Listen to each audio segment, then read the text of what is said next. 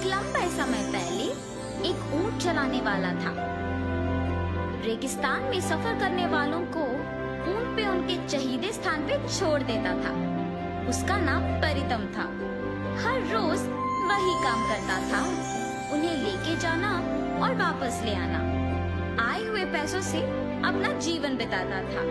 एक दिन एक अमीर परिवार परितम से उनके यात्रा की सारी जानकारी देकर, जैसे उनके जाने की और रहने की जगह, उससे उसके ऊंट पर 2 हफ्ते घूमने की सौदा करते हैं।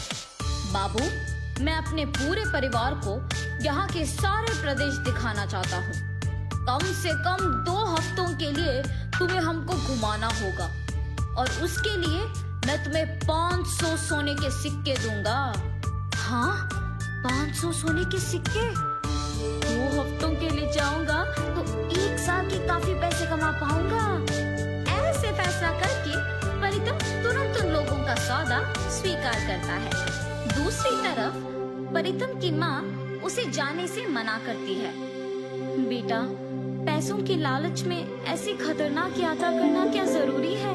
उनके कहे प्रदेशों को पर्यटक साधारण रूप से नहीं जाते हैं। ऐसे कहने पर भी उनका बेटा नहीं सुनता है। माँ की बात को टालकर पैसों की लालच में अगले ही दिन उस अमीर परिवार के साथ यात्रा प्रारंभ करता है। परितम ऊंट पे 2 लोगों को बिठा के ऊंट को पकड़ के चलते रहता है। बाकी के लोग बाकी ऊंटों पे बैठ के उनके पीछे आते रहते हैं।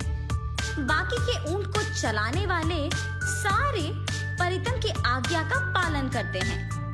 वो सारे परितम के पास मौजूद नक्शा की सहायता से चलते रहते हैं और जब रात होती है तो वहीं रुक के सो जाते हैं। अगले दिन परितम यात्रा की सारी तैयारी करके, जल्दी आओ सभी, देर हो रही है, ऐसे सभी को बुला के किस दिशा जाना है ये देखने अपना नशा ढूंढने लगता है। उसके बैग में और जेब में ढूंढने पर भी नहीं मिलता है। ये बात उसे परेशान कर देती है। परितम को अपना ऊंट आगे ना ले जाना देख अमीर आदमी कहता है, क्या हुआ परितम, सब कुछ ठीक तो है? अगर नहीं है तो तुम्हारे पैसे नहीं मिलेंगे और तुम्हारे प्राण भी। डर के मारे परितम नक्शे के बिना ही उन्हें कोई भी दिशा लेके जाता है। ऐसे चलते हुए वो एक प्रदेश पहुंचते हैं। सारे मिट्टी के घर ढह गए होते हैं। दिखने में भी वो प्रदेश बहुत पुराना था। इन सब से अलग उस प्रदेश में एक बड़ा राक्षस का प्रतिमा था जो बिल्कुल खराब नहीं हुआ। ये सब देख के जब वो परिवार वाले पूछते हैं कि कहाँ है, तो परितम कहता है कि वो एक विशेष जगह आ पहुँचे। सुनिए सुनिए, हमसे पहले मैंने किसी को भी इस विशेष प्रदेश में नहीं लाया, ताकि अब आप ये देख के आश्चर्यचकित हो जाए। आज हम सबकी किस्मत अच्छी है क्योंकि हम बहुत दूर सफर करके यहाँ पहुँचे। ऐसे झूठ बोलता है। हाँ, ये जगह दिखने में बहुत पुराना है और नष्ट किया हुआ लग रहा है। इसमें क्या विशेषता है? आपके आगे जो प्रतिमा है वो आदमी शहर को चलाता था।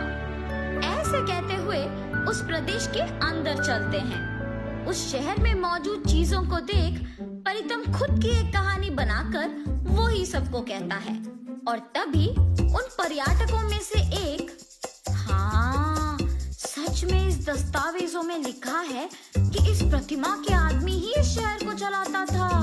ओह, मेरा सोच कभी गलत नहीं होगा और होने भी नहीं दूंगा। ऐसे वो खुद की तारीफ करता है और उस प्रदेश के बारे में कहते रहता है।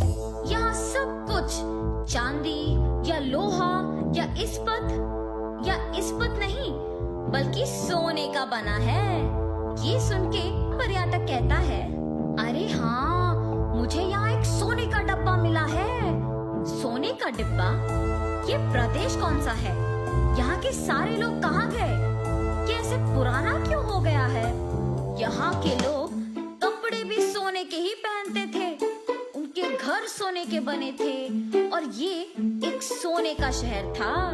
परितम के दिल को तो पता था कि वो झूठ कह रहा है, लेकिन वहाँ के सारे लोग उसकी बातों का यकीन कर रहे थे और जो भी चीज उन्हें मिला वो उठा के ले रहे थे। कुछ ही देर में वो प्रदेश परितम के बातों के अनुसार ही सोने में बदल जाता है। नष्ट हुए मिट्टी के घर पुराने जैसे बन जाते हैं। ये देख पर्यटक और परितम दंग रह जाते हैं। प्रतिमा भी सोने का बन जाता है और चलना शुरू करता है। ये देख सभी वहाँ से भागने लगते हैं और छुप जाते हैं। ओए परिथम, तुम्हारे ही बातों के अनुसार मैंने यहाँ सब बदल दिया, लेकिन सोचने की बात तो ये है कि तूने जो कुछ भी बोला वो सच है। इस सारी दुनिया में किसी को भी इस प्रदेश के बारे में नहीं पता, तो तुम कैसे जानते हो? यहाँ क्यों आए हो और ये सब कौन है? ऐसे वो प्रतिमा परितम को सवाल पूछता है और तभी उस प्रतिमा से छोटे छोटे भूत बाहर आके वहाँ के सारे लोगों को बंद कर देते हैं। हमें माफ कर दीजिए, हमें इस प्रदेश के बारे में कुछ नहीं पता। मैं सच कह रहा हूँ, मेरा यकीन मानो, मैंने अपना नक्शा खो दिया। इस अमीर आदमी के धमकाने की ही वजह से मैंने बिना सोचे कोई भी रास्ता को चुन लिया और वो रास्ता हमें यहाँ तक ले आई और कोई प्रदेश भी नहीं दिखाई दिया, इसीलिए हम यहाँ आ पहुँचे। 300 साल से कोई भी इस प्रदेश तक पहुँच नहीं सका, तो तुम्हें ये कैसे मुमकिन हुआ? आके हम सबको जगाया तुमने, तुम्हारा अब क्या करें? तुम सबकी जान ही हमारी तोहफे होंगे। ऐसे जब इन सबको पकड़ने की कोशिश करता है तो परितम ऊंट पे उपयोग करने वाला डंडा लेके उस प्रतिमा के सिर से अंदर घुस आता है। ऐसे करने के तुरंत ही सब कुछ पहले जैसे बन जाता है। जो सोने की चीजें उन पर्यटकों ने उठाया वो सब वापस मिट्टी के बन जाते हैं।